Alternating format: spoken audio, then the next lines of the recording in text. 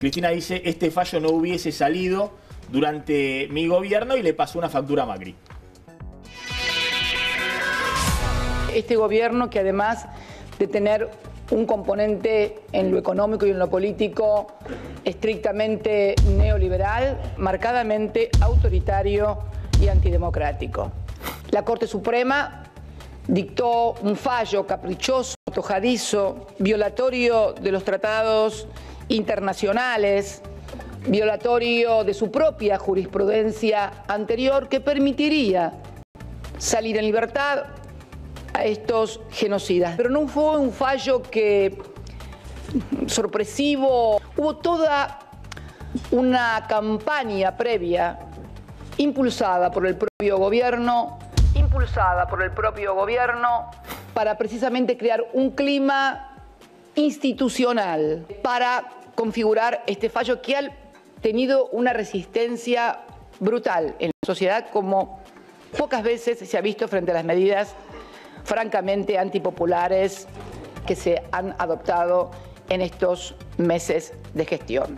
Y no hay argentino que pueda pararse frente a mí y mirarme a los ojos y decirme que si Mauricio Macri hubiera dicho todo esto que iba a ser, incluido lo que pasó con la Corte y de Derechos Humanos, no hubiera ganado las elecciones y hubiera perdido por muchísimos puntos ese balotaje.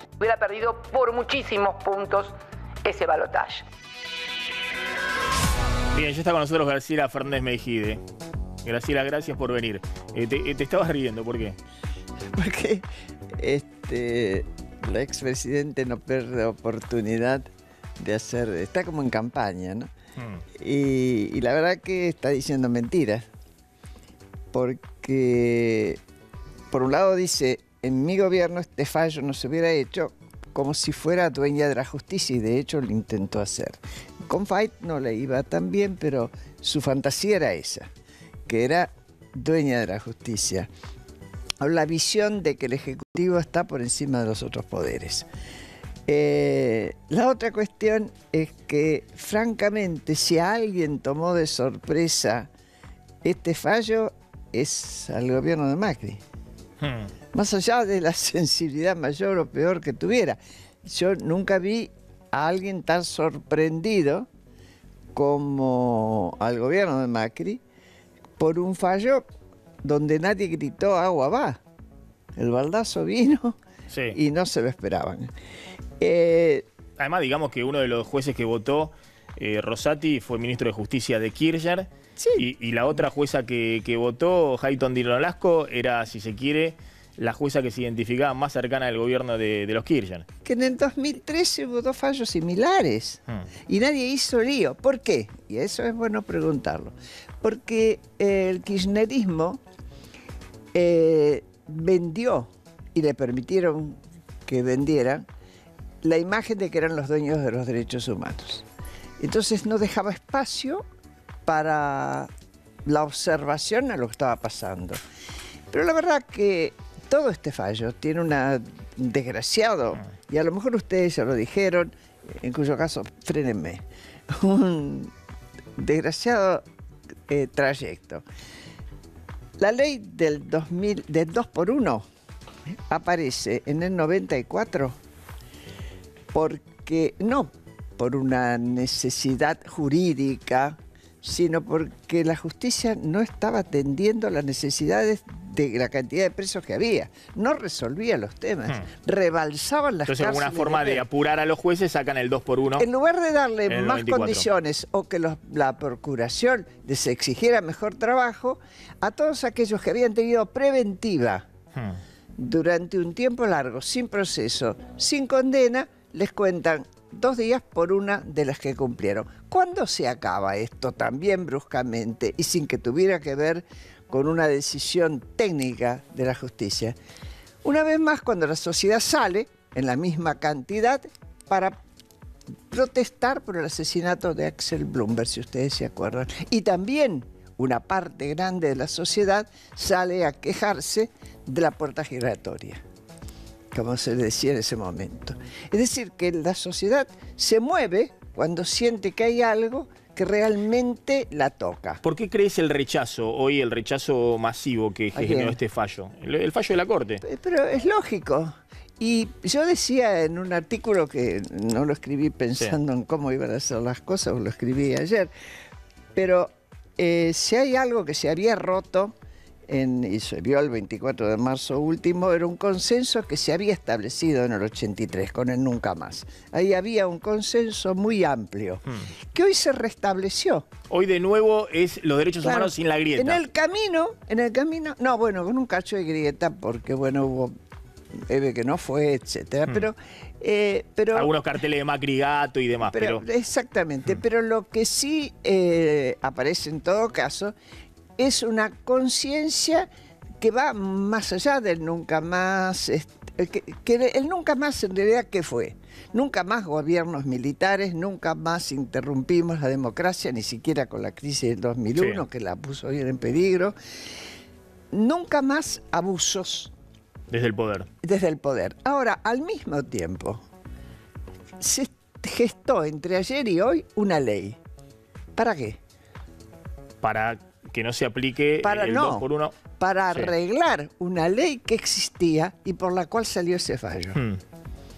Lo cual demuestra que ese fallo se estaba apoyando en una ley que obligaba a la igualdad. A nosotros no nos gusta, pero ¿qué es lo que le ponen ahora? Que no le pusieron en ese momento. Le ponen ahora, solo va a haber esta consideración a aquellos que no sean delito de lesa humanidad. El delito de lesa humanidad. ¿Y por qué no se puso entonces en el 94, Maxi? Porque lo que estaba vigente era la abolición de los efectos de la ley de obediencia debida, es decir, seguía funcionando la obediencia debida, y no habían venido los indultos de Menem. Entonces, nadie se le ocurrió, de lo que hicieron esa ley, que podrían beneficiar a criminales de lesa humanidad. A nadie se le ocurrió. Recién ahora se viene a reparar. Y tampoco lo arreglaron cuando lo votaron en el caso Rey y en el caso Simón en el 2013. Graciela, a ver, te pido que escuchemos lo que decía Macri pasándole factura a Cristina, ¿no? Porque Cristina le pasó factura a Macri y Macri también le pasó factura con el 2x1 a Cristina. Yo estoy muy contento que tengamos una Corte Suprema independiente, prestigiosa, y que decide las cosas según el criterio jurídico que se presenta. Y no es claramente lo que piensa la expresidenta, que uno debería controlar la Corte y ordenar a la Corte qué es lo que tiene que hacer. Ella actúa con la deformación que acarrea de haber gobernado de una manera, que era queriendo manejar todos los poderes. Yo creo que realmente la independencia de poderes para un país es algo fundamental. Eso es lo que da estabilidad, el que reforcemos nuestra vida institucional, que no una única persona que puede creer que es un líder iluminado, mesiánico, que lo sabe todo, se hace cargo de todos los estamentos, y eso no está bien. Bueno, ahí está Macri pasándole la factura a Cristina, ¿no? Lamentablemente, esto está pasando en meses preelectorales. Con lo cual, una cuestión que era de fondo, que sigue siendo de fondo, y un sentimiento muy fuerte, tiene una utilización política. De todos lados, lo tienen. Yo lo lamento profundamente. Lo único que podría decir que me alegra es que si es cierto, y yo creo que sí, que este fallo tomó de sorpresa al gobierno, la verdad, que el Ejecutivo no tiene poder sobre el Poder Judicial. ¿Por qué se acepta, y sobre todo el presidente acepta este caso, que no era urgente? Porque es urgente los casos en la Corte cuando hay gente con privación de la libertad, es decir, cuando está detenida. Este represor encima estaba libre. Estaba libre. Entonces podían haberlo hecho ahora, dentro de 3 meses. Se dice, la Corte no tiene tiempos, a menos que la persona involucrada en el pedido esté privada de su libertad. Ahí ya yo no tengo respuesta. No sé. La verdad es que son más las sorpresas que las respuestas. Sí rescato que en la tarde de hoy sin agresiones. Habrá habido agresiones verbales, algunos carteles, lo que fuera, pero hubo un consenso que restableció el consenso del nunca más. Y eso, la verdad que lo festejo. Previo a la grieta que generó con los derechos humanos el kirchnerismo. No, y que se va a seguir generando en tanto y en cuanto algunos crean que son los dueños de la verdad, que esa verdad no se puede discutir y que aquel que opina ligeramente diferente queda fuera del mundo de los existentes. Vos sabés que hay algo muy interesante, ¿no, Graciela? Que no sé si... Se le cuestionó mucho a Kirchner si verdaderamente... Porque no había hecho nada Kirchner hasta que llegó al poder por el tema de los derechos humanos, no había presentado... Ni Cristina, jamás la tuvimos caminando en y se le cuestionó eso, que no habían hecho pasado y que lo utilizaban como una bandera política. Pero lo hicieron. Se cuestiona ahora si Macri efectivamente... Porque tampoco Macri hizo absolutamente nada por los derechos humanos hasta que llegó del poder. Ni de Macri. Ahora se le cuestiona si es efectivamente de alguna manera legítimo o si Macri verdaderamente lo dice sinceramente y demás. Y uno no lo sabe. Yo no lo sé. Pero lo que es claro es que no puede ir para otro lado, ni Macri y en su momento tampoco los Kirchner. Sí, podían. Los Kirchner podían. Seguían tranquilamente. Lo que pasa es que los Kirchner necesitaban una bandera. 22% de los votos nada más. Y ocupando la vidriera más importante que es Buenos Aires, porque acá está el poder político nacional, tener un tema fuerte. Y ese tema se lo sugirió Horacio de Berbisky.